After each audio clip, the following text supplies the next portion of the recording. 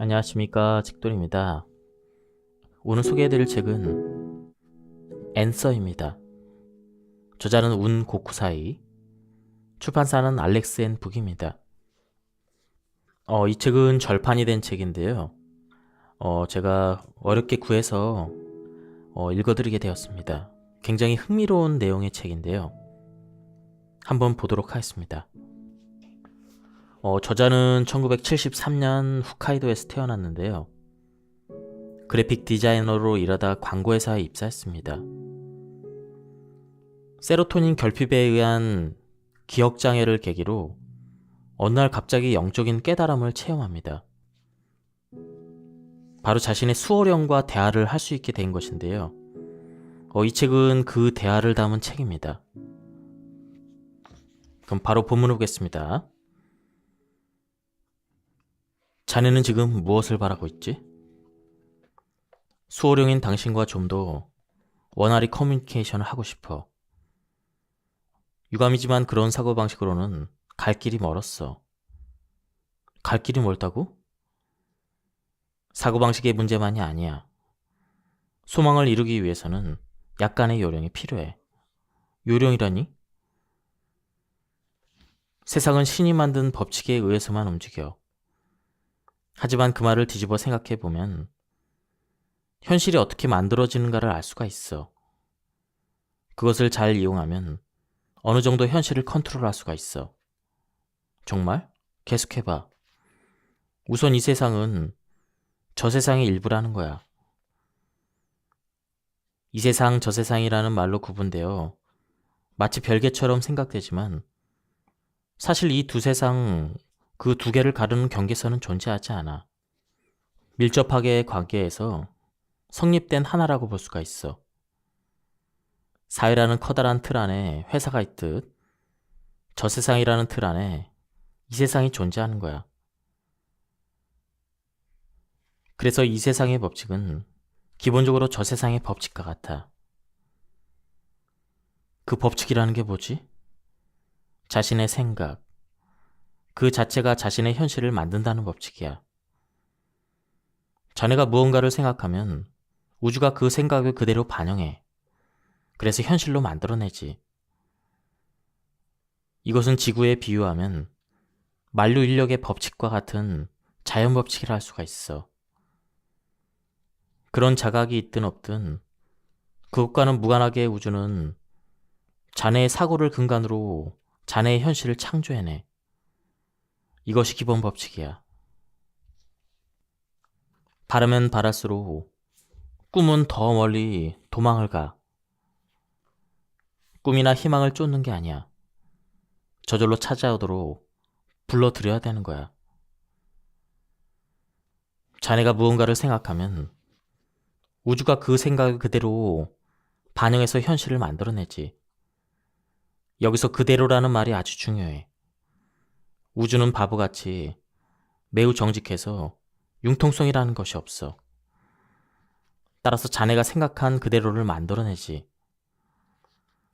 자네는 수호령과 좀 더 원활한 커뮤니케이션을 하고 싶다라고 바랬지? 그래서 우주는 수호령과 좀 더 원활한 커뮤니케이션을 바라는 상황을 그대로 만들어내고 있는 거야. 알겠어? 좀 더 원활히 커뮤니케이션을 하고 싶다라는 말 이면에는 지금 나는 원활한 커뮤니케이션을 못하고 있다라는 의미가 내포되어 있는 거야. 따라서 원활한 커뮤니케이션을 하지 못하는 현실이 그대로 만들어진 거야. 재밌지 않아? 인간은 욕심을 내면 끝내 실패하고 말아. 그 이유는 여기에 있어. 이 메커니즘을 내가 자네에게 얼마나 보여줬는데 그런데 좀처럼 알아차리지 못하더군. 한 가지 예를 더 들어볼까? 도박. 자네는 한때 도박에 빠졌지? 그때 아주 혹독한 일을 겪었을 거야. 이 정도로 말하면 이해할까? 맞아. 욕심을 내면 낼수록 돈을 잃었어. 오히려 여유가 있을 때가 자주 땄는데 말이야. 그래. 돈에 여유가 있을 때는 스스로 나는 돈이 있다라는 생각에 여유를 갖게 돼. 그래서 금전적으로 여유가 있는 상태가 너무도 간단히 이어지지. 반대로 더 많은 돈을 원하다 이런 생각을 갖고 그 생각이 강해질수록 더 많은 돈을 바라는 상태가 되는 거야. 점차 긴박한 현실에 처하고 말지. 부자와 가난한 사람을 키워드로 생각해보면 좀 더 명확히 알 수 있지 않을까? 부자는 자신에게 돈이 많다고 생각해. 따라서 돈에 궁핍하지 않은 현실이 주어져서 여유롭게 지낼 수가 있어. 한편 자신을 가난하다고 생각하는 사람은 돈 버는 일을 매우 어렵게 생각해. 그래서 필사적으로 일하지 않으면 생활도 유지할 수 없는 현실이 주어지는 거야. 그렇구나. 다른 예를 하나 더 들어볼게. 일이라는 관점에서 얘기하는 게 좋겠어. 자네가 일이 즐겁다라고 느낄 때 우주는 즐거운 일을 가져다 줘. 반대로 회사에 가기 싫다라고 생각하면 우주는 문제나 스트레스를 가져다 주지. 따라서 월요일 아침에 언짢은 듯이 오늘부터 다시 회사에 가야 한다라고 생각하는 버릇은 반드시 고치는 게 좋아. 그러니까 쫓는 게 아니라 불러들이는 거라고? 그거 잘 모르겠는데? 그리 어렵게 생각하지 않아도 돼. 유연하고 단순하게 생각해봐. 우주는 자네의 생각을 그대로 실현시켜줘. 그러니까 그 법칙을 거꾸로 이용해야 돼. 지금 수호령과 커뮤니케이션을 하고 있다라고 생각하면 그것으로 충분한 거야. 단 이런 생각은 진심으로 하지 않으면 효과가 없어. 자신에게 거짓말을 할 수는 없으니까. 우주는 지금 수호령과 커뮤니케이션을 하고 있다라는 사고에 대해서 그렇게 생각되는 현실밖에 만들어주지 않아. 그렇다면 처음 질문으로 돌아가 볼까? 자네는 나에게 무엇부터 시작하는 게 좋을까라고 물었어. 그 질문에 대한 나의 대답은 나의 존재를 마음 깊이 인정하라고 느끼는 거야. 그리고 항상 자신의 목소리에 귀를 기울이는 거지. 처음에는 그저 자신의 상상이라고 생각해도 좋아. 진심으로 자신과의 대화를 즐기도록 해봐. 그렇게 함으로써 서서히 내 목소리와 자네 사고의 차이를 이해하게 될 거야. 좀 더 이야기하면 매일 자네가 느끼는 영감이나 느닷없이 찾아오는 깨달음의 대부분은 내 목소리야. 어떤 일을 하려고 할 때 잠깐만 이런 방법도 있어라는 식으로 자네 마음속에서 다른 방법들이 떠오를 때 그 가운데 하나는 내 목소리야. 물론 알아차리지 못하는 경우도 있지만 분명 내 목소리를 알아듣는 경우도 있어. 그것에 따를 것인지는 별개의 문제지만 한 가지 덧붙이자면 지금 이야기한 것은 어디까지나 현상계의 얘기라는 거야.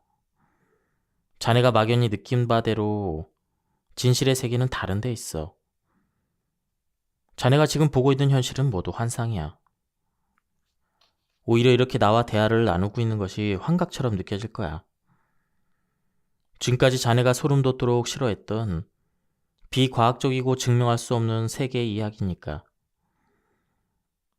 자네가 믿지 못하는 심정을 모르는 것도 아니지만 조금 더 나와 공부해보자고. 그러는 편이 나의 존재를 인정하기 쉬울 테니까. 게다가 공부에는 또 다른 의미가 있어. 노력은 자신을 믿는 힘이 되거든. 욕구를 목표로 변환시킴으로써 자신에게 거짓말하지 않고 꿈에 다가설 수가 있어. 뭐뭐를 원한다는 욕망은 뭐뭐가 부족한 현실을 만들어내. 한편 뭐뭐로 다가간다는 자신감과 확신은 뭐뭐에 다가가는 현실을 불러들여. 꿈은 쫓아서는 안 돼. 저절로 찾아오도록 끌어당겨야 되는 거지. 잠깐, 사람은 역시 죽은 뒤에 다시 태어나는 거야? 그래, 내가 얼마나 많이 말했어. 환생에 대해서 설명하기는 쉽지 않아. 자네가 이대로 다른 누군가로 다시 태어난다는 게 아니야. 어떻게 설명하면 자네가 이해할 수 있을까? 사실 진실을 말하자면 이 세상에는 자네밖에 존재하지 않아. 자네는 지금 자신과 자신 이해가 있다고 생각하지? 그건 착각일 뿐이야. 궁극적으로는 자네밖에 없어. 세상의 모든 것은 바로 자네야. 저 세상에 오면 알게 돼. 저 세상에는 자네가 아주 많아. 따라서 이렇게 말하는 나도 곧 자네야. 수호령인 당신이 나라고? 그래. 어느 차원에서 나는 자네와 하나야. 한시도 자네 곁에서 떨어지지 않고 지켜보고 있어. 나 자신에 관한 것이니까. 자네의 깨달음은 그대로 나의 자각이 되지. 내가 자네라는 것이 대체 어떤 것인지 설명해 볼까? 나는 자네의 전생 중 하나야. 내가 환생해서 자네가 됐지. 따라서 자네는 나고 나는 자네인 셈이야. 이때 주목해야 될 점은 내가 자네로 환생하면서 나의 개성은 잃지 않고 여전히 가지고 있다는 거야. 나는 나인 채로 다른 차원에 존재하는 거지. 이것이 환생의 복잡한 부분이야. 이해가 돼? 저 세상에는 자네의 영혼, 즉 큰 나라는 것이 존재하는데 그것을 검은 점토로 비유해볼게. 검은 점토의 목표는 자신의 영혼을 새하얗게 만드는 거야. 단, 저 세상에서 영혼을 새하얗게 만드는 일은 낙타가 바늘기로 통과하는 것만큼 어려워. 그래서 저 세상에 있는 것보다 이 세상에 있을 때 영혼을 표백해야 하얗게 변할 확률이 높은 거야. 사실 한 번에 새하얗게 만들면 좋겠지만 저 세상에는 하얗게 변하고자 하는 점토가 많아서 순서를 기다리는 상태야. 이 세상은 물질 세계이기 때문에 태어날 수 있는 영혼의 한계가 발생해. 그래서 저 세상에 있는 검은 점토는 자신의 한 줌만을 이 세상에 보낼 수가 있어. 이 한 줌의 점토가 가지는 사명은 한평생을 걸고 가능한 한 자신을 새하얗게 표백하는 거야. 그 점토가 자신의 역할을 마치고 저 세상에 큰 점토가 있는 곳으로 돌아오면 큰 점토는 검은색에서 조금 회색으로 변하게 되는 거지. 그리고 이러한 환생 작업을 여러 번 거듭하면서 큰 점토는 점차 하얗게 변할 수가 있어. 나는 좀 더 하얘지고 싶어. 그래서 자네가 검은색을 띤 채 저 세상으로 돌아오는 일이 없도록 끊임없이 응원해야 되는 거야. 이것이 수호령이 지닌 역할이고 존재의 이유야. 이 세상은 영혼의 훈련소 같은 거야. 영혼의 훈련소? 좀 전에 저 세상보다 이 세상의 영혼을 새하얗게 바꾸는 더 효율적이라는 곳이라고 말했지. 이 세상은 단기간 집중적으로 효율적으로 영혼을 단련하는 훈련소인 셈이야. 이 훈련소에는 자네가 가진 숙명이나 인생의 장벽 등 영혼을 단련하기 위한 교과 과정이 마련되어 있어. 이 교과 과정은 자네가 이 세상에 태어나기 전에 이미 나와 정한 목표야. 그러니 기본적으로 자신을 뛰어넘을 수 없는 장벽은 없다고 봐도 돼. 게다가 숙명은 저 세상에서 정해진 것이지만 운명은 이 세상에서 얼마든지 바꿀 수가 있어. 앞으로 여러 가지 방법을 동원해서 조언할 생각이야. 근데 좀 전에 이야기로 돌아가서 모든 것이 나라는 이야기가 도대체 무슨 이야기지? 나 이외의 사람은 다 남일 뿐이잖아. 그렇다면 한 가지 물어볼게. 자네는 어디서부터 어디까지가 자신이라고 생각하지? 그러니까 자네가 나라고 말할 때 나와 나 이외의 사이에 있는 경계선 말이야. 그게 뭐라고 생각한다는 거야. 가령 여기에 한 그루의 나무가 있다고 머릿속으로 상상해봐. 그 나무는 어디서부터 어디까지가 나무인 걸까? 나무와 나무 이외를 구분하는 경계선은 어디에 있는 걸까? 자네보다 엄청난 크기로 웅장하게 우뚝 서 있는 나무도 시간을 이전으로 돌리면 아주 먼 옛날에는 단 하나의 작은 씨앗이었을 거야. 씨앗이 땅에 떨어지고 거기에 비와 비슷한 햇살이 비추고 이윽고 싹이 트겠지. 그 싹이 자라 모종이 되고 모종은 무럭무럭 자라 나무가 돼. 이 당연한 것조차 꼼꼼히 생각해보면 매우 신비스러운 현상이라고 생각하지 않아?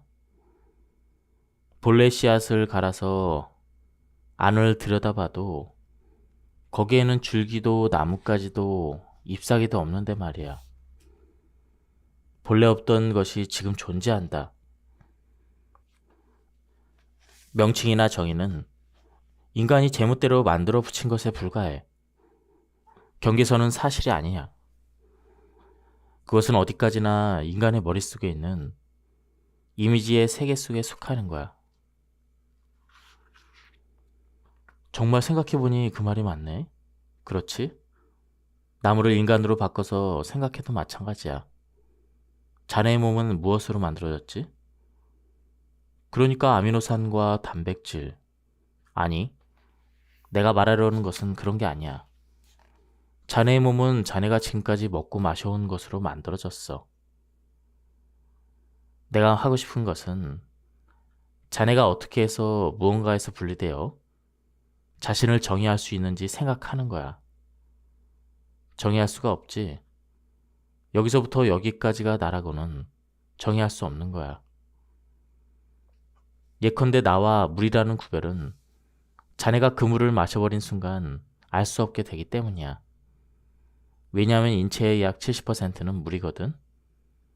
인체를 원자로 살펴보면 구성 요소로는 산소, 탄소, 수소, 질소, 칼슘, 인 등이 있어. 그 가운데 산소는 전체의 60% 이상을 차지해. 그렇다면 공기 중에 있는 산소와 인체의 산소의 경계는 어디 있을까? 욕조에 몸을 담가봐. 욕조에 손가락 끝만 내밀고 몸을 푹 담가봐. 많은 사람들은 자신에 대해서 AC, BC라는 나 이외의 사람이나 사물은 독립해 존재한다고 생각해. 예를 들자면 나는 오른쪽 집게 손가락이고 A씨는 왼쪽 넷째 손가락이고 B씨는 왼쪽 엄지손가락이라고 가정해볼게. 본래 인체라는 하나의 큰 존재지만 오른쪽 집게손가락, 왼손 넷째 손가락, 왼손 엄지손가락은 구분돼서 독립해서 존재한다고 생각하는 거야. 왜 이런 착각이 생기냐 하면 인식 능력의 한계에 의해서 각각이 연결된 관계라는 사실을 파악하지 못하기 때문이야. 물 위가 인간의 오감으로 인식할 수 있는 영역이고 물 밑은 그 인식 능력을 뛰어넘는 영역이야. 사실은 연결되어 있음에도 불구하고 자신의 인지 능력으로 물 밑이 어떻게 돼 있는지 파악할 수 없는 상태에서는 물 위로 나와 있는 손가락 끝은 마치 독립되어 있는 존재처럼 생각하게 되는 거지. 거기서 만들어진 인식할 수 없다라는 것은 연결되어 있지 않다라는 그 생각이 바로 착각의 발단이야. 나라는 독립적인 존재가 있다. 이런 착각과 믿음을 불교에서는 유신견이라는 단어로 설명하는데 이것은 번뇌 중 하나야. 인간은 수많은 생명이 존재한다고 생각해. 하지만 사실은 그렇지 않아. 자네의 몸을 이루는 세포가 매일같이 끊임없이 변하는 것처럼 길게 자란 손톱을 잘라도 생명은 사라지지 않아. 머리카락을 잘라도 내가 죽었다라고 말하지 않지? 머리카락을 잘라도 자네는 여전히 살아있어. 머리카락의 생명, 손톱의 생명, 내장의 생명, 심장의 생명, 이렇게 나뉘어 존재하는 것이 아니야. 손톱을 자라게 하는 것도, 머리카락을 돋게 하는 것도, 내장을 살리는 것도, 뇌를 이리저리 기능하게 만드는 것도 단 하나의 동일한 생명에 의해서 이루어지고 있어.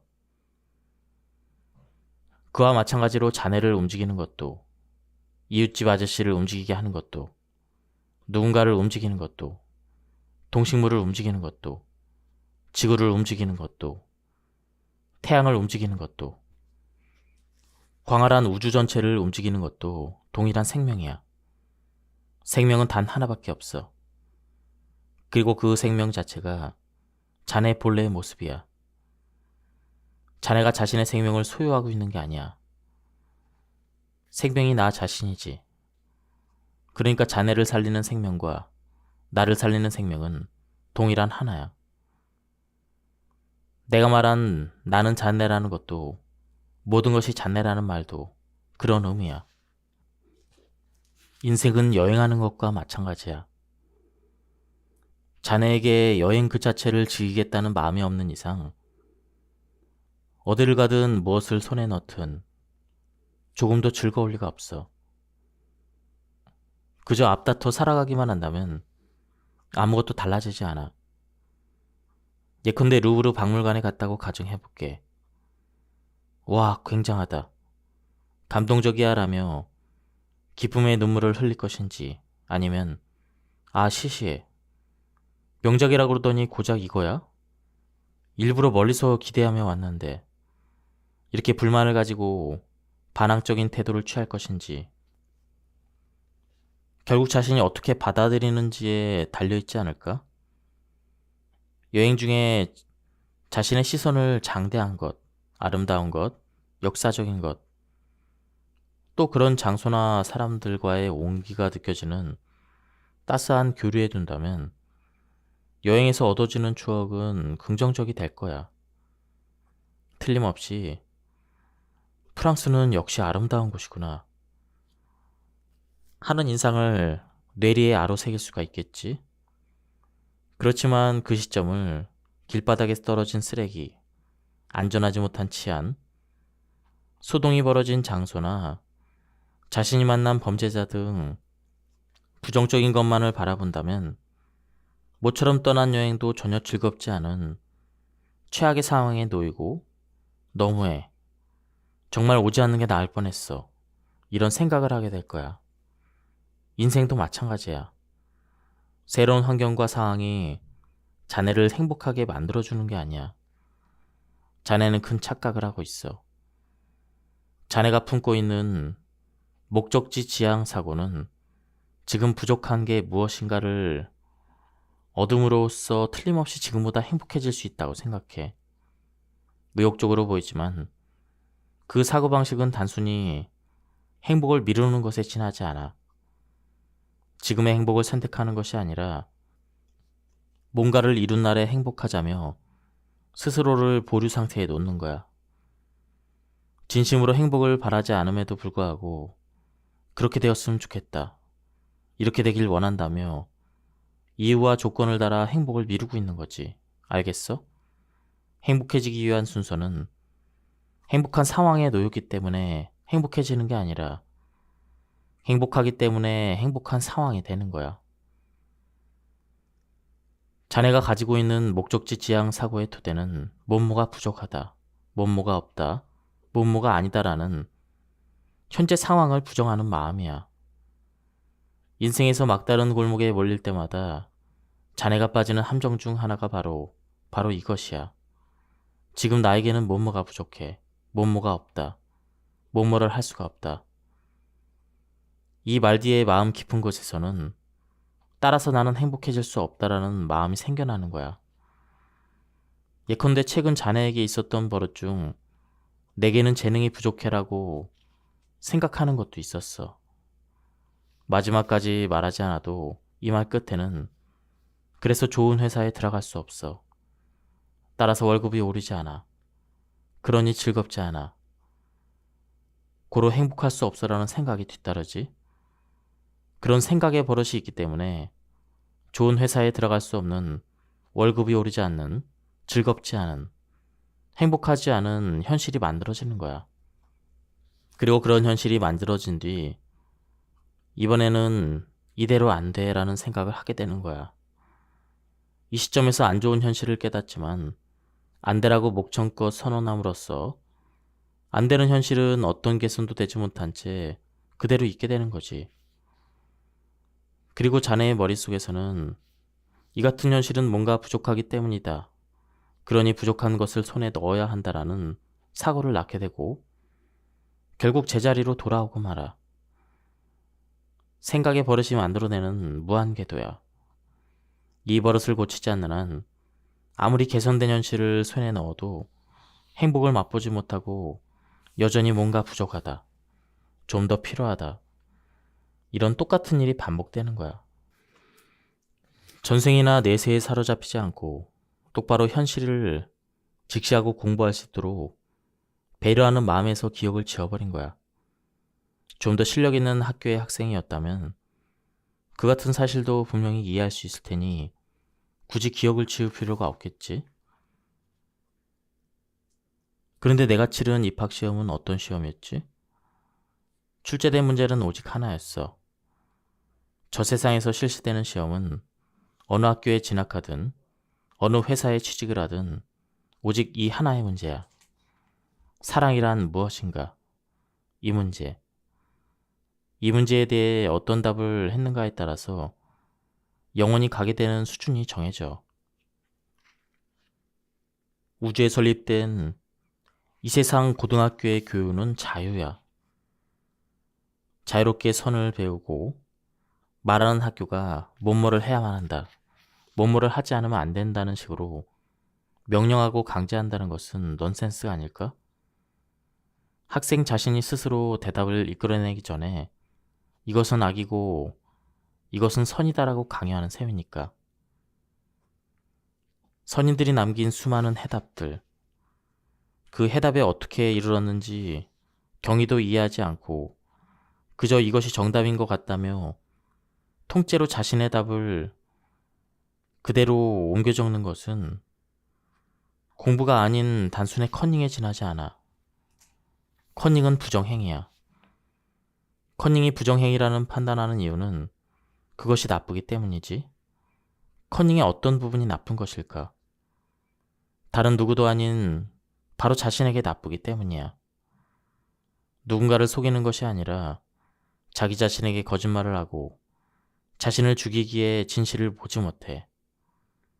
공부했다라는 착각에 빠짐으로써 진실을 알려고 하지 않기 때문에 자신이 알고 있는 것이라 확신하게 만들기 때문에 자신에게 나쁜 짓이야.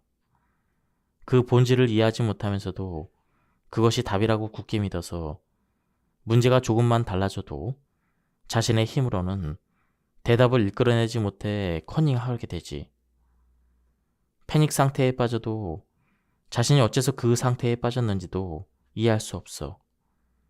계속 자신을 속이고 커닝을 해온 결과야. 그 해답지가 훌륭하다. 아니, 저 해답지에 도움을 받을 수 있다며 답만 찾아 헤맨들 자네는 조금도 현명해지지 않아. 명언, 격언 찾기도 좋겠지만 그 대답을 암기보다는 그 대답이 왜 거기에 이르게 되었는가를 생각해야 돼. 진정한 행복이란 무엇일까? 행복이란 그 재능에 비례한다. 나의 가설은 이것이야. 행복은 음악이나 스포츠, 예술처럼 재능이라고 생각해. 음악적 재능이 있는 사람에게 악보나 악기를 빼앗아도 머릿속에서 울리는 음악을 멈추게 할 수 없듯 행복이라는 이름의 재능을 가진 사람에게서 무엇을 빼앗든 결코 불행하게 만들 수 없어. 행복이라는 재능이 풍부한 사람은 무엇을 하든 어디에 있든 행복할 수가 있어. 그 모습을 곁에서 바라보는 사람들은 매우 행복해하는 그를 보고 그의 주변 환경은 행복하다라는 착각을 하면서 앞에서 말한 행복은 경우에 비례한다는 가설을 갖게 돼. 행복한 사람은 행복한 환경에 둘러싸여 있기보다는 행복이라는 재능이 풍부한 거야. 어떤 환경에 놓여 있는가에 의해서 행복해지는 게 아니라 행복의 재능이 뛰어날수록 좋은 환경에 놓인다고 할 수가 있어. 집착하지 않는 사람. 머리로는 이해했어요. 하지만 그만둘 수가 없어요. 이 말이 의미하는 바를 살펴보면 이해했다라고 말하는 것은 그만두는 것이 자신에게 좋다라는 사실입니다. 달리 말하면 그만두는 것이 자신에게 좋다는 것을 알고 있지만 역시 그만둘 수 없다는 얘기죠. 이것은 이해하지 못한 상태입니다. 정말로 이해했다면 이미 훨씬 전에 그만둬야 했습니다. 그만둘 수 없다는 말은 어딘지 그만두지 않는 것이 좋다라고 생각하기 때문이죠. 그와 동시에 그만두지 못했기에 나 자신에게 나쁘다라는 생각도 합니다. 생각이 현실을 만든다면 부분적으로 자신에게 나쁘다는 생각을 가지고 있기에 어딘가에서 나쁜 결과를 불러들이는 것도 당연한 일입니다. 사람은 하나의 사고와 행동 속에 좋은 것과 나쁜 것이 공존한다는 사실을 무심코 있습니다. 어쨌든 지금 다시 한번 나 자신에게 좋은 것은 무엇인가를 생각해보면 머리로는 이해했어요. 하지만 그만둘 수 없어요라는 이상한 사고에서 벗어날 수가 있습니다. 혹시 매트릭스라는 영화 봤어? 그 영화 스토리 기억해? 아, 매트릭스. 키아누 리브스가 허리 뒤로 젖히면서 날아오는 총알을 피하는 그 영화. 그래, 맞아. 매트릭스는 그 머릿속 세계를 그대로 표현하고 있어. 자네가 살고 있는 것은 현실이 아니야. 그 영화와 마찬가지로 매트릭스가 그려낸 가상현실을 살고 있는 거지. 그 영화는 어떤 의미에서 실화라고 할 수가 있어. 거짓말이 아니야. 지금 자네는 매트릭스와 연결되어 가상현실을 현실이라 믿고 살고 있어. 자네가 보고 있는 것은 있는 그대로의 세계가 아니야. 유감스럽지만 매트릭스에 의해서 대체된 왜곡된 세계일 뿐이야. 영화 매트릭스 시작 부분에 초록색의 프로그램 언어가 가득 화면이 흐르는 장면이 있지. 잘 생각해봐. 자네 머릿속에 끊임없이 반복되는 혼잣말이 그 장면과 같지 않아? 한시도 쉬지 않고 계속해서 흐르는 언어의 홍수 말이야. 자네가 존재하는 것은 지금 이곳이야. 지금 자네가 한 행동은 눈을 감고 여기 앉아서 있는 거야. 그런데 자네는 지금 여기에 있는 소리나 향기, 공기나 피부에 닿는 촉감, 이러한 것들을 잊고 사고가 만들어낸 세계에서 현실성을 느끼고 그 세계에 살고 있어. 영화 매트릭스에 나오는 프로그램은 바로 인간의 사고야. 인생 속에서 형성된 상식이나 믿음, 가치관이나 선입관, 불안과 희망, 그들 사고에 의해서 엮인 끝없는 혼잣말이 그대로 매트릭스가 돼서 눈앞에 나타나는 거지. 수많은 인간이 보고 있는 이 세계는 있는 그대로 현실이 아니라 매트릭스에 의해서 각색된 이야기, 즉 인생 극장이야. 재밌는 드라마나 영화를 보고 있을 때 자신도 모르는 사이에 몰두하고 완전히 이야기 속에 빠져들어 등장인물의 감정이입이 될 거야. 모니터에 흐르는 영상과 음성에 이끌려서 손에 땀을 쥐기도 하고 가슴이 빠르게 뛰기도 하고 때로는 등장인물과 같은 기분이 돼서 화를 내기도 하고 웃기도 하고 슬퍼하기도 하지. 그것과 완전히 같은 상태야. 자네는 자신의 진짜 모습을 완전히 잊고 인생이라는 이야기 속에서 자신이라는 캐릭터를 연기하는 것에 지나지 않아. 눈앞에 있는 상황에 의미를 부여하고 자신이 부여한 그 의미에 기뻐하고 슬퍼하는 거지. 그럼 매트릭스와 연결되어 있는 내가 그 세뇌에서 도망쳐 현실 세계로 돌아가기 위해서는 어떻게 하면 되지? 고통에서 벗어나 진정한 행복을 느끼기 위해서는 어떻게 하면 좋을까? 아무것도 하지 마. 뭐라고? 아무것도 하지 마. 아무것도 하지 않으면 아무것도 달라지지 않아. 그 발상이 이미 스미스 요원이 만들어 놓은 함정이야. 뭐라고? 자네는 항상 행복해지기 위해서는 무언가를 하지 않으면 안 된다고 생각해왔어. 그러나 그것은 요원이 설치해둔 교묘한 함정이야. 이 말을 자네는 쉽게 받아들일 수 없을 거야. 하지만 결론부터 말할게. 자네는 이미 매우 행복한 상태에 있어. 왜냐하면 행복은 자네와 동떨어진 그 어떤 것이 아니라 자네의 존재 자체가 행복이기 때문이야. 단지 그것을 자각하고 떠올리는 것을 교묘한 수법을 동원해 요원이 방해하고 있을 뿐이지. 그중 하나가 행복해지기 위해서는 무언가를 해야만 한다라고 세뇌하는 거야. 행복해지기 위해서는 행복해지기 위한 원인이 있어야 돼. 그 원인을 정확히 파악하지 않는 한 자네는 행복을 손에 넣을 수 없다. 이 같은 교묘한 관념을 심어줌으로써 인류는 오랜 세월에 걸쳐 행복은 자신과 동떨어진 존재하는 특별한 것이라는 잘못된 가치관을 가지고 살아온 거야. 자기 자신이 행복이지만 행복은 지금 자신 손 안에 없는 무엇이라고 믿는 거지. 요원은 늘 자네에게 꿈을 이루면 당신은 행복해질 수 있다라고 말하지.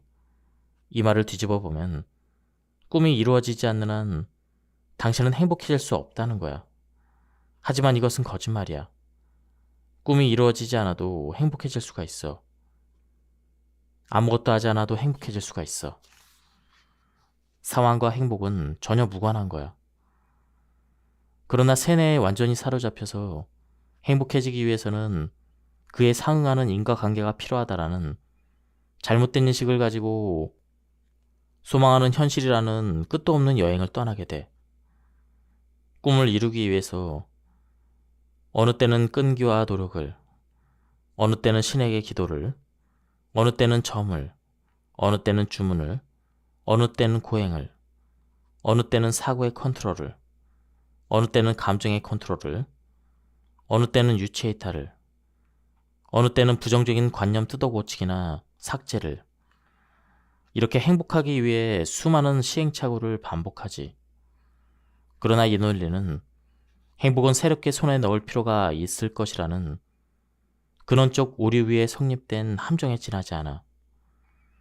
행복은 새로 손에 넣어야 하는 것이 아니라 이미 손에 쥐고 있는 것, 아니 자신이야.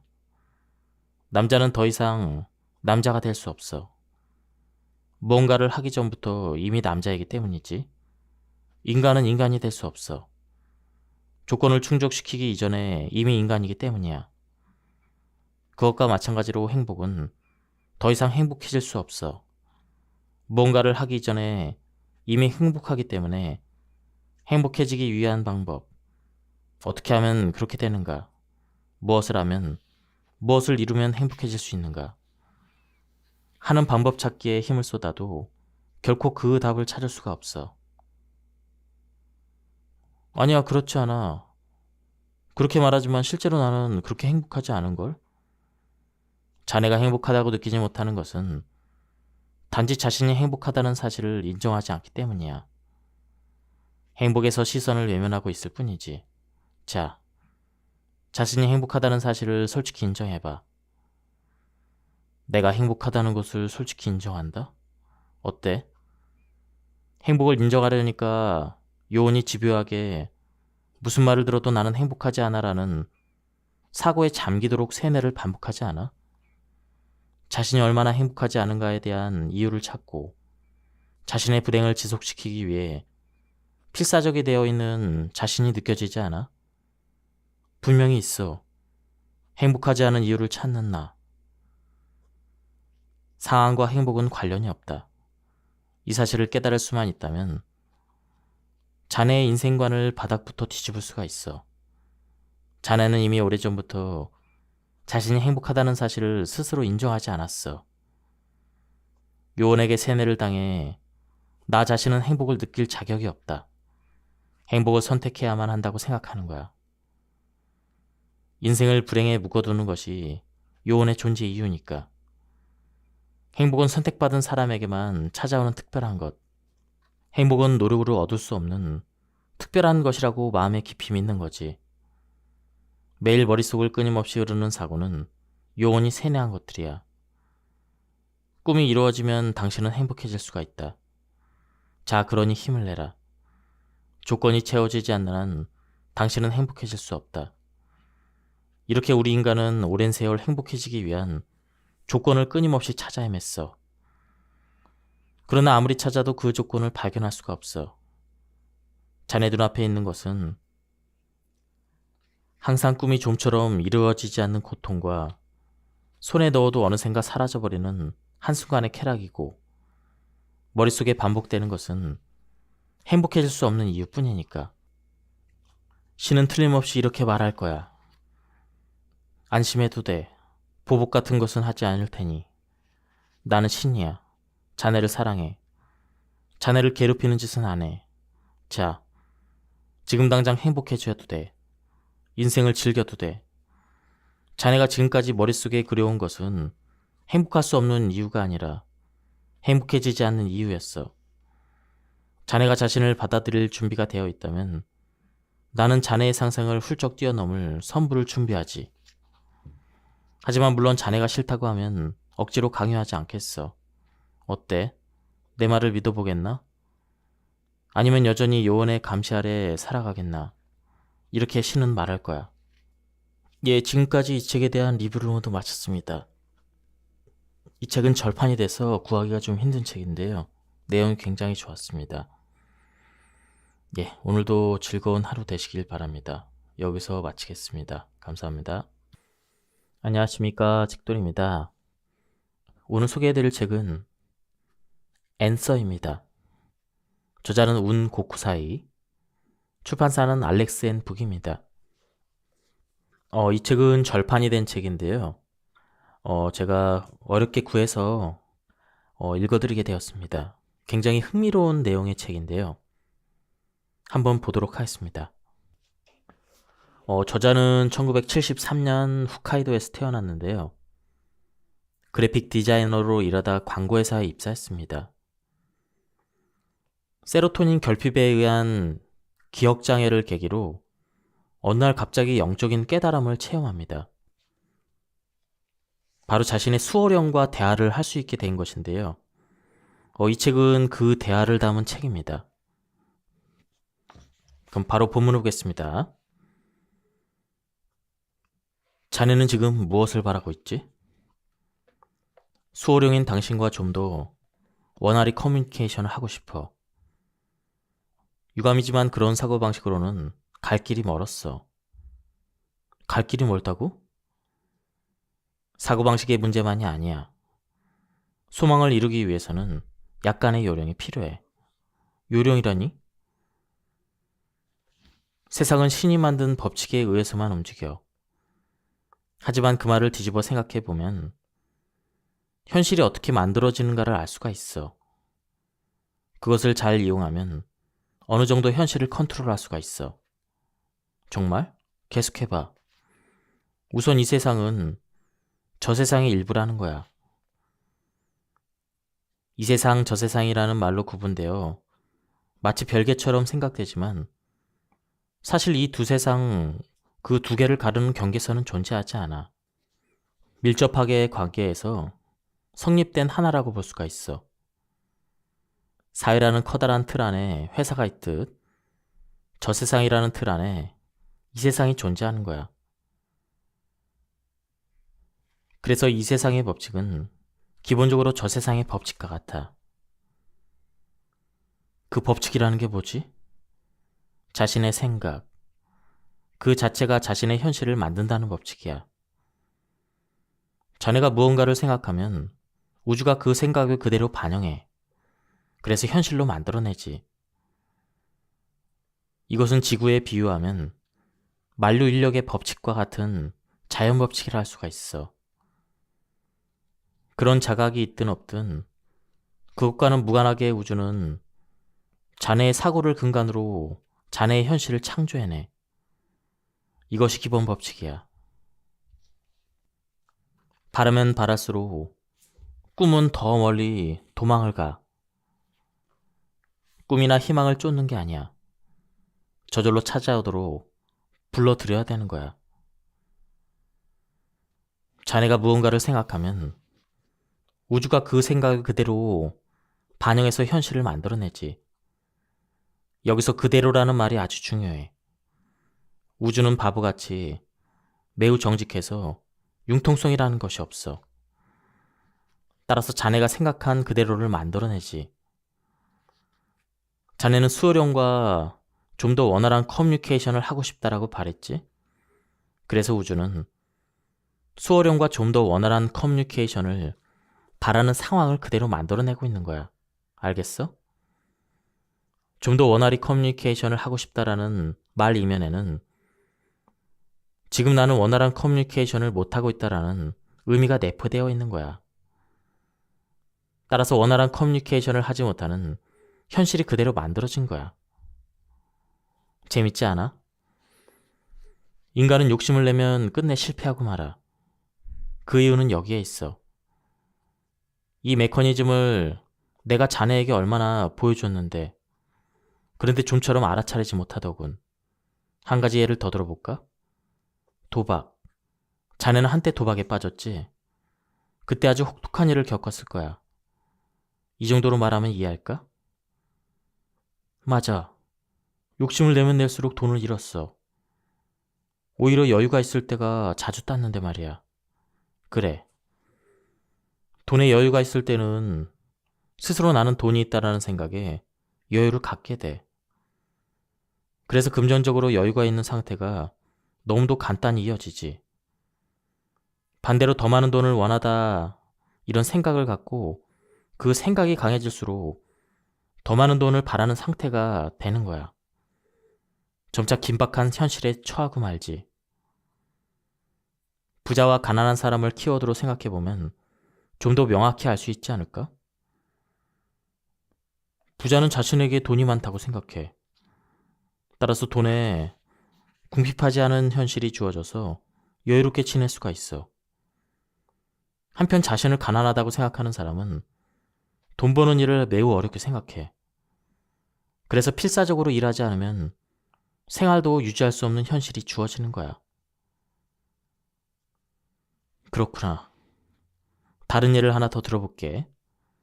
일이라는 관점에서 얘기하는 게 좋겠어. 자네가 일이 즐겁다라고 느낄 때 우주는 즐거운 일을 가져다 줘. 반대로 회사에 가기 싫다라고 생각하면 우주는 문제나 스트레스를 가져다 주지.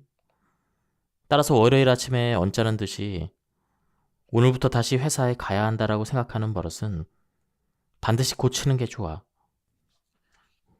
그러니까 쫓는 게 아니라 불러들이는 거라고? 그거 잘 모르겠는데? 그리 어렵게 생각하지 않아도 돼. 유연하고 단순하게 생각해봐. 우주는 자네의 생각을 그대로 실현시켜줘. 그러니까 그 법칙을 거꾸로 이용해야 돼. 지금 수호령과 커뮤니케이션을 하고 있다라고 생각하면 그것으로 충분한 거야. 단 이런 생각은 진심으로 하지 않으면 효과가 없어. 자신에게 거짓말을 할 수는 없으니까. 우주는 지금 수호령과 커뮤니케이션을 하고 있다라는 사고에 대해서 그렇게 생각되는 현실밖에 만들어주지 않아. 그렇다면 처음 질문으로 돌아가 볼까? 자네는 나에게 무엇부터 시작하는 게 좋을까라고 물었어. 그 질문에 대한 나의 대답은 나의 존재를 마음 깊이 인정하라고 느끼는 거야. 그리고 항상 자신의 목소리에 귀를 기울이는 거지. 처음에는 그저 자신의 상상이라고 생각해도 좋아. 진심으로 자신과의 대화를 즐기도록 해봐. 그렇게 함으로써 서서히 내 목소리와 자네 사고의 차이를 이해하게 될 거야. 좀 더 이야기하면 매일 자네가 느끼는 영감이나 느닷없이 찾아오는 깨달음의 대부분은 내 목소리야. 어떤 일을 하려고 할 때 잠깐만 이런 방법도 있어라는 식으로 자네 마음속에서 다른 방법들이 떠오를 때 그 가운데 하나는 내 목소리야. 물론 알아차리지 못하는 경우도 있지만 분명 내 목소리를 알아듣는 경우도 있어. 그것에 따를 것인지는 별개의 문제지만 한 가지 덧붙이자면 지금 이야기한 것은 어디까지나 현상계의 얘기라는 거야. 자네가 막연히 느낀 바대로 진실의 세계는 다른 데 있어. 자네가 지금 보고 있는 현실은 모두 환상이야. 오히려 이렇게 나와 대화를 나누고 있는 것이 환각처럼 느껴질 거야.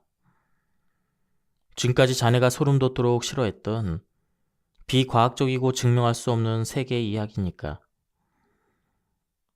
자네가 믿지 못하는 심정을 모르는 것도 아니지만 조금 더 나와 공부해보자고. 그러는 편이 나의 존재를 인정하기 쉬울 테니까.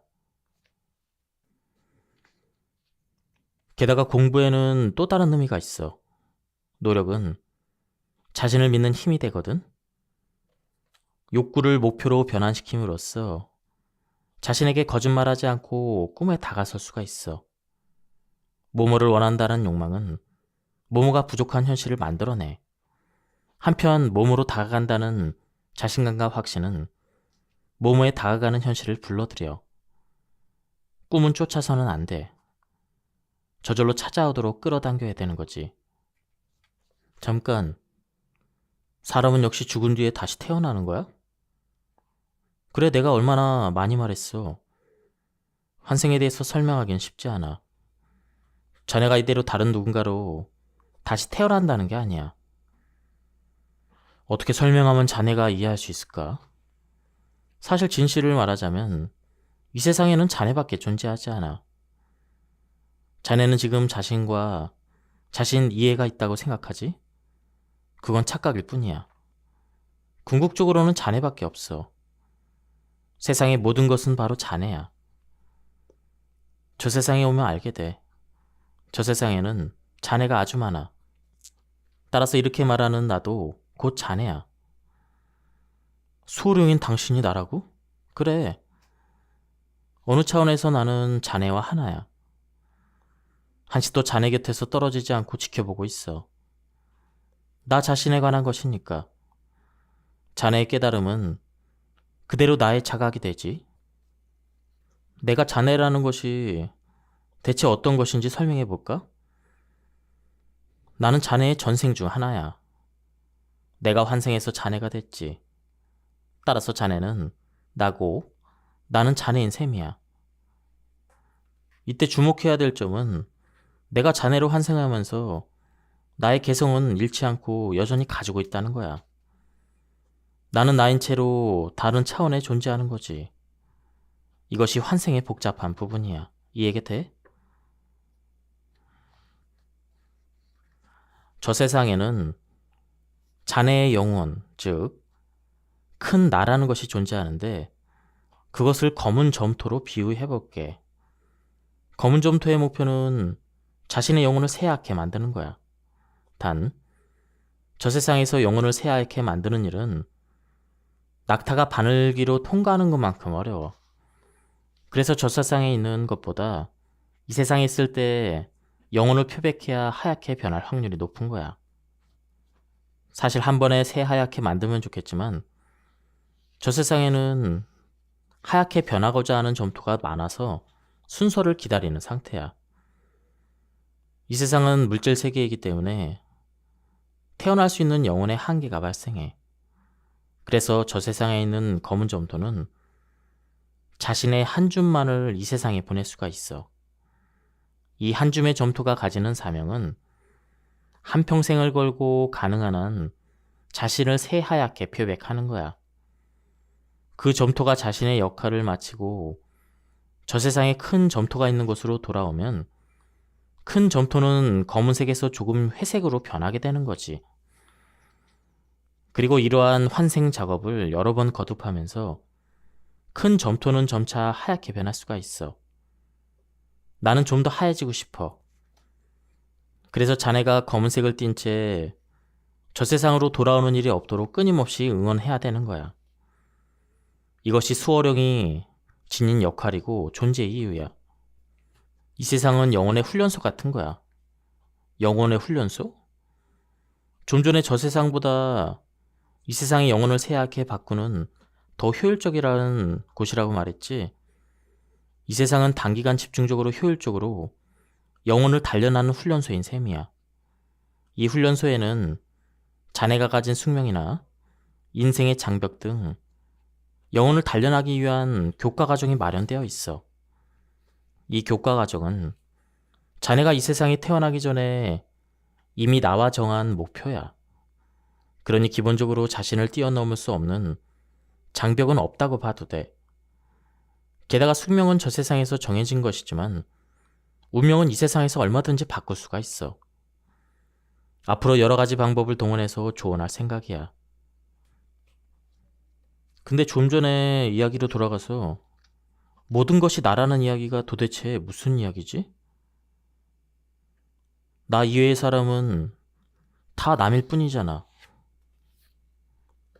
그렇다면 한 가지 물어볼게.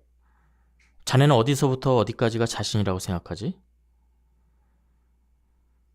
그러니까 자네가 나라고 말할 때 나와 나 이외의 사이에 있는 경계선 말이야. 그게 뭐라고 생각한다는 거야. 가령 여기에 한 그루의 나무가 있다고 머릿속으로 상상해봐. 그 나무는 어디서부터 어디까지가 나무인 걸까? 나무와 나무 이외를 구분하는 경계선은 어디에 있는 걸까?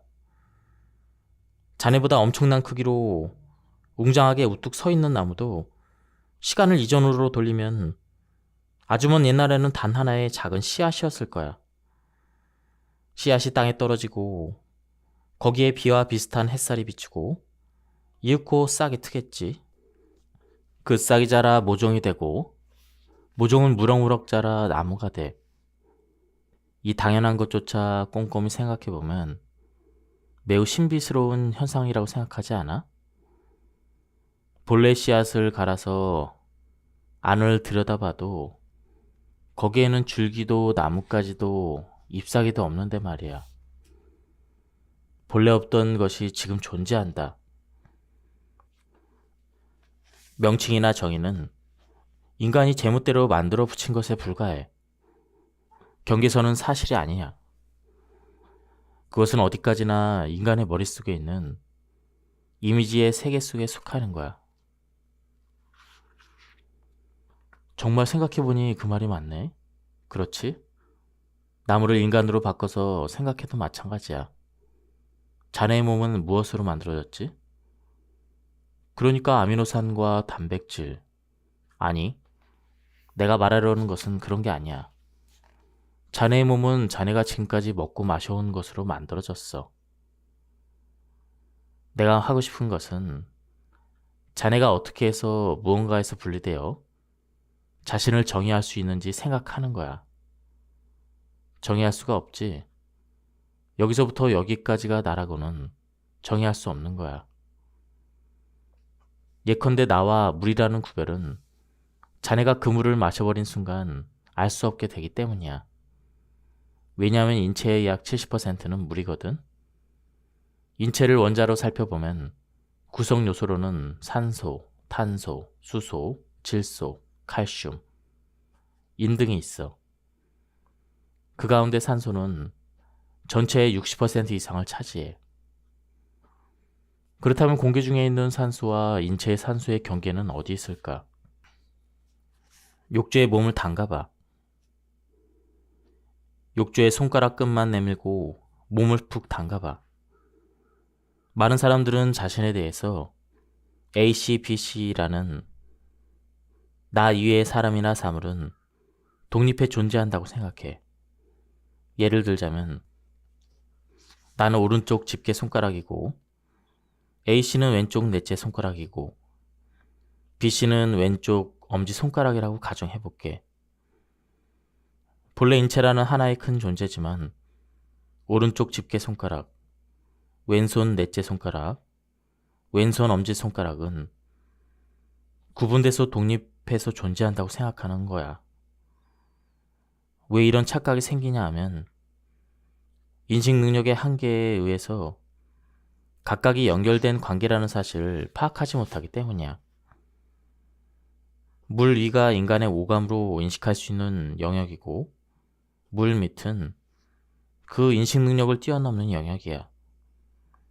사실은 연결되어 있음에도 불구하고 자신의 인지 능력으로 물 밑이 어떻게 돼 있는지 파악할 수 없는 상태에서는 물 위로 나와 있는 손가락 끝은 마치 독립되어 있는 존재처럼 생각하게 되는 거지. 거기서 만들어진 인식할 수 없다라는 것은 연결되어 있지 않다라는 그 생각이 바로 착각의 발단이야. 나라는 독립적인 존재가 있다. 이런 착각과 믿음을 불교에서는 유신견이라는 단어로 설명하는데 이것은 번뇌 중 하나야. 인간은 수많은 생명이 존재한다고 생각해. 하지만 사실은 그렇지 않아. 자네의 몸을 이루는 세포가 매일같이 끊임없이 변하는 것처럼 길게 자란 손톱을 잘라도 생명은 사라지지 않아. 머리카락을 잘라도 내가 죽었다라고 말하지 않지? 머리카락을 잘라도 자네는 여전히 살아있어. 머리카락의 생명, 손톱의 생명, 내장의 생명, 심장의 생명, 이렇게 나뉘어 존재하는 것이 아니야. 손톱을 자라게 하는 것도, 머리카락을 돋게 하는 것도, 내장을 살리는 것도, 뇌를 이리저리 기능하게 만드는 것도 단 하나의 동일한 생명에 의해서 이루어지고 있어. 그와 마찬가지로 자네를 움직이는 것도, 이웃집 아저씨를 움직이게 하는 것도, 누군가를 움직이는 것도, 동식물을 움직이는 것도, 지구를 움직이는 것도, 태양을 움직이는 것도, 광활한 우주 전체를 움직이는 것도 동일한 생명이야. 생명은 단 하나밖에 없어. 그리고 그 생명 자체가 자네 본래의 모습이야. 자네가 자신의 생명을 소유하고 있는 게 아니야. 생명이 나 자신이지. 그러니까 자네를 살리는 생명과 나를 살리는 생명은 동일한 하나야. 내가 말한 나는 자네라는 것도, 모든 것이 자네라는 말도 그런 의미야. 인생은 여행하는 것과 마찬가지야. 자네에게 여행 그 자체를 즐기겠다는 마음이 없는 이상 어디를 가든 무엇을 손에 넣든 조금도 즐거울 리가 없어. 그저 앞다퉈 살아가기만 한다면 아무것도 달라지지 않아. 예컨대 루브르 박물관에 갔다고 가정해볼게. 와, 굉장하다. 감동적이야 라며 기쁨의 눈물을 흘릴 것인지, 아니면 아, 시시해. 명작이라고 그러더니 고작 이거야? 일부러 멀리서 기대하며 왔는데, 이렇게 불만을 가지고 반항적인 태도를 취할 것인지, 결국 자신이 어떻게 받아들이는지에 달려있지 않을까? 여행 중에 자신의 시선을 장대한 것, 아름다운 것, 역사적인 것, 또 그런 장소나 사람들과의 온기가 느껴지는 따스한 교류에 둔다면 여행에서 얻어지는 추억은 긍정적이 될 거야. 틀림없이 프랑스는 역시 아름다운 곳이구나 하는 인상을 뇌리에 아로새길 수가 있겠지. 그렇지만 그 시점을 길바닥에 떨어진 쓰레기, 안전하지 못한 치안, 소동이 벌어진 장소나 자신이 만난 범죄자 등 부정적인 것만을 바라본다면 모처럼 떠난 여행도 전혀 즐겁지 않은 최악의 상황에 놓이고 너무해, 정말 오지 않는 게 나을 뻔했어, 이런 생각을 하게 될 거야. 인생도 마찬가지야. 새로운 환경과 상황이 자네를 행복하게 만들어주는 게 아니야. 자네는 큰 착각을 하고 있어. 자네가 품고 있는 목적지 지향 사고는 지금 부족한 게 무엇인가를 얻음으로써 틀림없이 지금보다 행복해질 수 있다고 생각해. 의욕적으로 보이지만 그 사고방식은 단순히 행복을 미루는 것에 지나지 않아. 지금의 행복을 선택하는 것이 아니라 뭔가를 이룬 날에 행복하자며 스스로를 보류 상태에 놓는 거야. 진심으로 행복을 바라지 않음에도 불구하고 그렇게 되었으면 좋겠다, 이렇게 되길 원한다며 이유와 조건을 달아 행복을 미루고 있는 거지. 알겠어? 행복해지기 위한 순서는 행복한 상황에 놓였기 때문에 행복해지는 게 아니라 행복하기 때문에 행복한 상황이 되는 거야. 자네가 가지고 있는 목적지 지향 사고의 토대는 뭐뭐가 부족하다, 뭐뭐가 없다, 뭐뭐가 아니다라는 현재 상황을 부정하는 마음이야. 인생에서 막다른 골목에 몰릴 때마다 자네가 빠지는 함정 중 하나가 바로 이것이야. 지금 나에게는 뭐뭐가 부족해, 뭐뭐가 없다, 뭐뭐를 할 수가 없다. 이 말 뒤에 마음 깊은 곳에서는 따라서 나는 행복해질 수 없다라는 마음이 생겨나는 거야. 예컨대 최근 자네에게 있었던 버릇 중 내게는 재능이 부족해라고 생각하는 것도 있었어. 마지막까지 말하지 않아도 이 말 끝에는 그래서 좋은 회사에 들어갈 수 없어. 따라서 월급이 오르지 않아. 그러니 즐겁지 않아. 고로 행복할 수 없어라는 생각이 뒤따르지. 그런 생각의 버릇이 있기 때문에 좋은 회사에 들어갈 수 없는, 월급이 오르지 않는, 즐겁지 않은, 행복하지 않은 현실이 만들어지는 거야.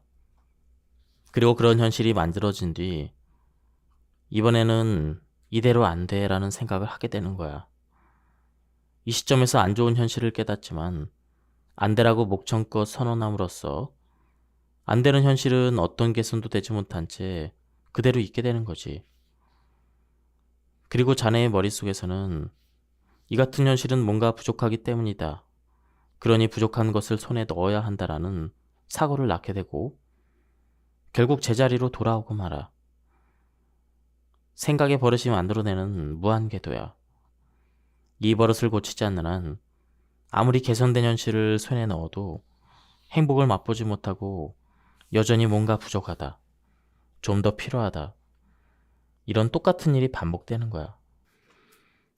전생이나 내세에 사로잡히지 않고 똑바로 현실을 직시하고 공부할 수 있도록 배려하는 마음에서 기억을 지워버린 거야.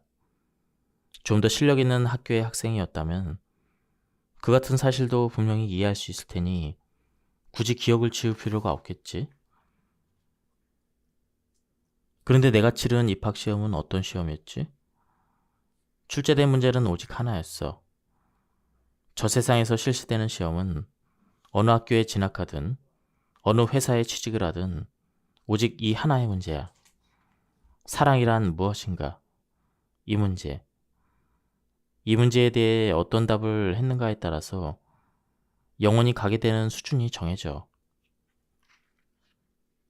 우주에 설립된 이 세상 고등학교의 교육은 자유야. 자유롭게 선을 배우고 말하는 학교가 뭐뭐를 해야만 한다. 뭐뭐를 하지 않으면 안 된다는 식으로 명령하고 강제한다는 것은 넌센스가 아닐까? 학생 자신이 스스로 대답을 이끌어내기 전에 이것은 악이고 이것은 선이다라고 강요하는 셈이니까. 선인들이 남긴 수많은 해답들, 그 해답에 어떻게 이르렀는지 경위도 이해하지 않고 그저 이것이 정답인 것 같다며 통째로 자신의 답을 그대로 옮겨 적는 것은 공부가 아닌 단순의 커닝에 지나지 않아. 커닝은 부정행위야. 커닝이 부정행위라는 판단하는 이유는 그것이 나쁘기 때문이지. 커닝의 어떤 부분이 나쁜 것일까? 다른 누구도 아닌 바로 자신에게 나쁘기 때문이야. 누군가를 속이는 것이 아니라 자기 자신에게 거짓말을 하고 자신을 죽이기에 진실을 보지 못해. 공부했다라는 착각에 빠짐으로써 진실을 알려고 하지 않기 때문에, 자신이 알고 있는 것이라 확신하게 만들기 때문에 자신에게 나쁜 짓이야. 그 본질을 이해하지 못하면서도 그것이 답이라고 굳게 믿어서 문제가 조금만 달라져도 자신의 힘으로는 대답을 이끌어내지 못해 커닝하게 되지. 패닉 상태에 빠져도 자신이 어째서 그 상태에 빠졌는지도 이해할 수 없어. 계속 자신을 속이고 커닝을 해온 결과야. 그 해답지가 훌륭하다. 아니, 저 해답지에 도움을 받을 수 있다며 답만 찾아 헤맨들 자네는 조금도 현명해지지 않아. 명언, 격언 찾기도 좋겠지만 그 대답을 암기보다는 그 대답이 왜 거기에 이르게 되었는가를 생각해야 돼. 진정한 행복이란 무엇일까? 행복이란 그 재능에 비례한다. 나의 가설은 이것이야. 행복은 음악이나 스포츠, 예술처럼 재능이라고 생각해. 음악적 재능이 있는 사람에게 악보나 악기를 빼앗아도 머릿속에서 울리는 음악을 멈추게 할 수 없듯, 행복이라는 이름의 재능을 가진 사람에게서 무엇을 빼앗든 결코 불행하게 만들 수 없어. 행복이라는 재능이 풍부한 사람은 무엇을 하든 어디에 있든 행복할 수가 있어. 그 모습을 곁에서 바라보는 사람들은 매우 행복해하는 그를 보고 그의 주변 환경은 행복하다라는 착각을 하면서 앞에서 말한 행복은 경우에 비례한다는 가설을 갖게 돼.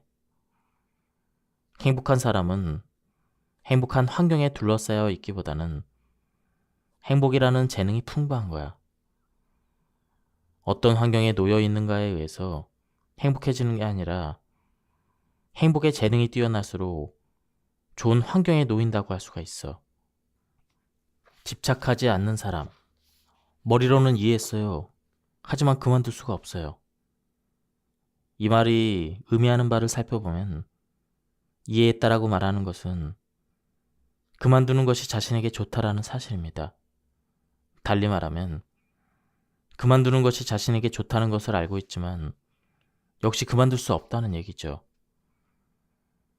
이것은 이해하지 못한 상태입니다. 정말로 이해했다면 이미 훨씬 전에 그만둬야 했습니다. 그만둘 수 없다라는 말은 어딘지 그만두지 않는 것이 좋다라고 생각하기 때문이죠. 그와 동시에 그만두지 못했기에 나 자신에게 나쁘다라는 생각도 합니다. 생각이 현실을 만든다면 부분적으로 자신에게 나쁘다는 생각을 가지고 있기에 어딘가에서 나쁜 결과를 불러들이는 것도 당연한 일입니다.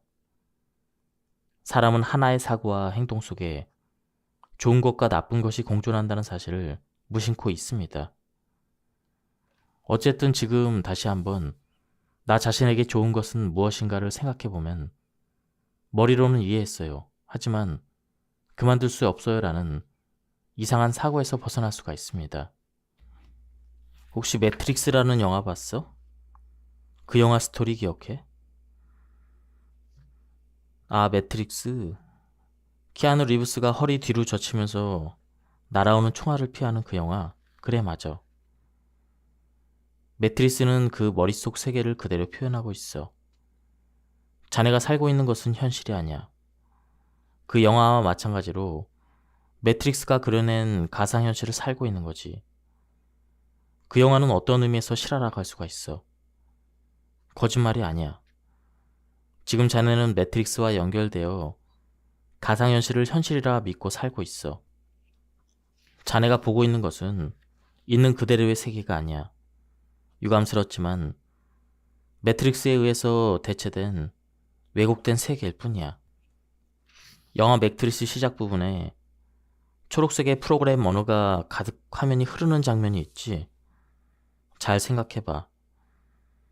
자네 머릿속에 끊임없이 반복되는 혼잣말이 그 장면과 같지 않아? 한시도 쉬지 않고 계속해서 흐르는 언어의 홍수 말이야. 자네가 존재하는 것은 지금 이곳이야. 지금 자네가 한 행동은 눈을 감고 여기 앉아서 있는 거야.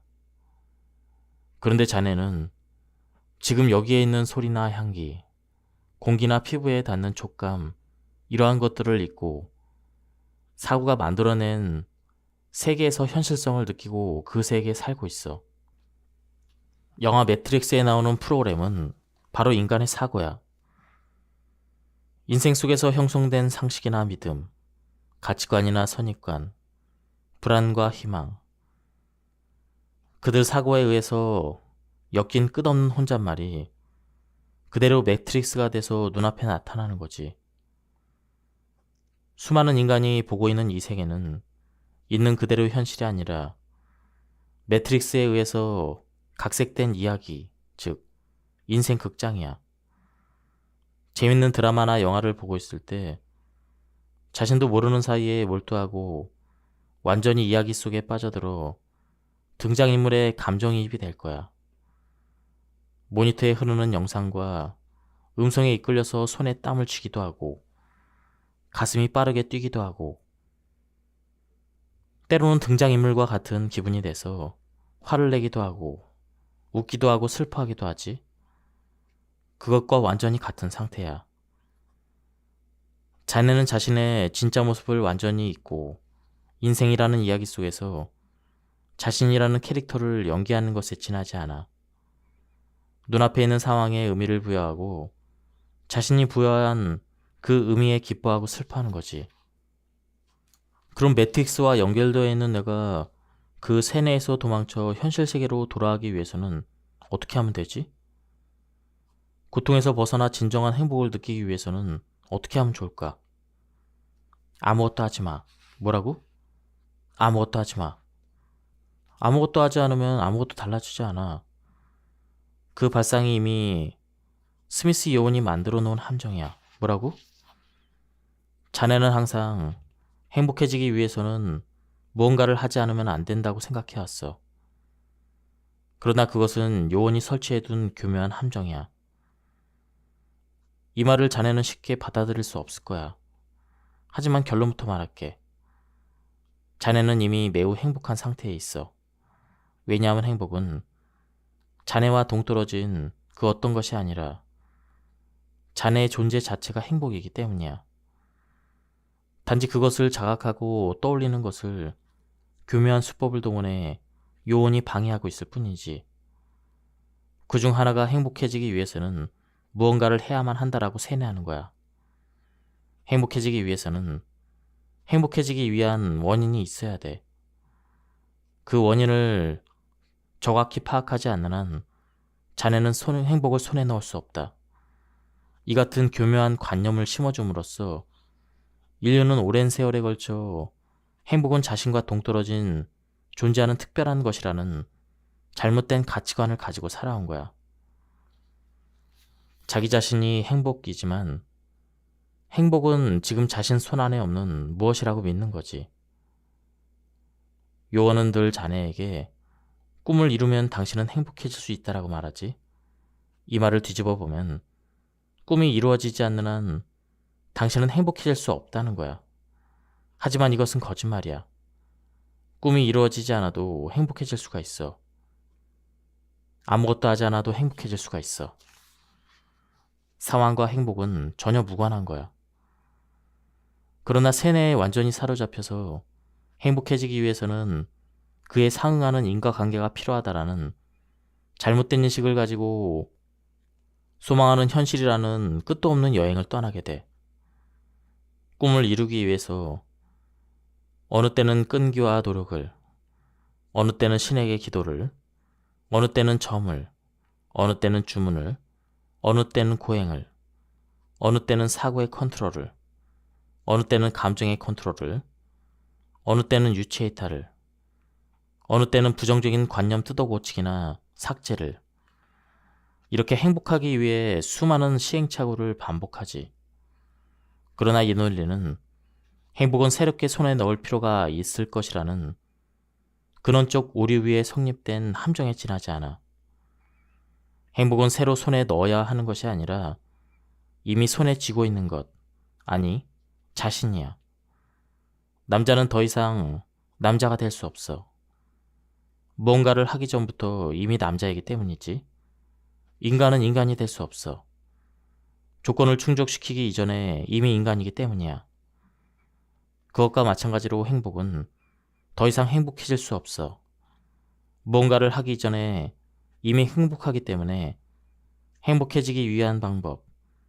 어떻게 하면 그렇게 되는가? 무엇을 하면, 무엇을 이루면 행복해질 수 있는가? 하는 방법 찾기에 힘을 쏟아도 결코 그 답을 찾을 수가 없어. 아니야, 그렇지 않아. 그렇게 말하지만 실제로 나는 그렇게 행복하지 않은걸?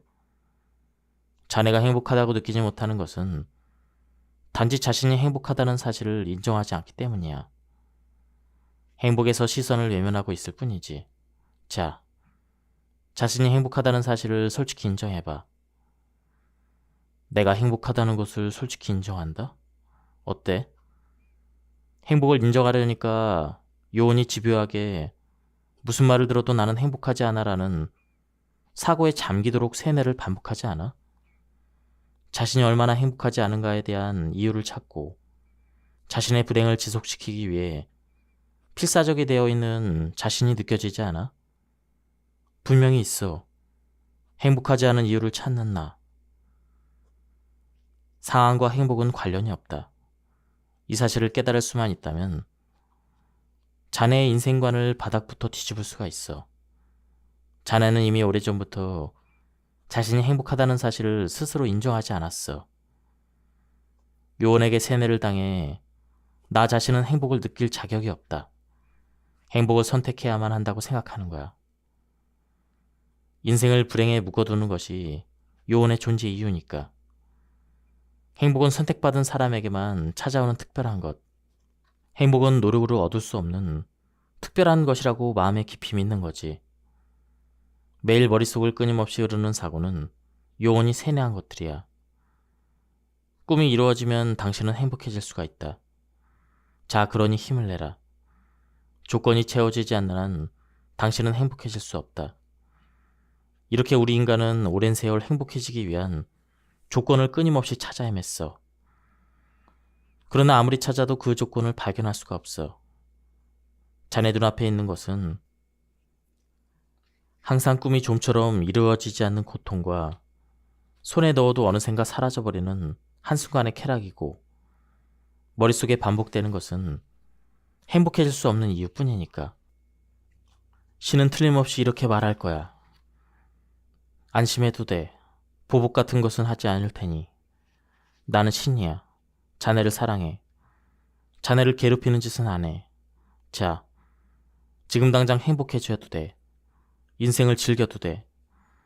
자네가 지금까지 머릿속에 그려온 것은 행복할 수 없는 이유가 아니라 행복해지지 않는 이유였어. 자네가 자신을 받아들일 준비가 되어 있다면 나는 자네의 상상을 훌쩍 뛰어넘을 선물을 준비하지. 하지만 물론 자네가 싫다고 하면 억지로 강요하지 않겠어. 어때? 내 말을 믿어보겠나? 아니면 여전히 요원의 감시 아래 살아가겠나? 이렇게 신은 말할 거야.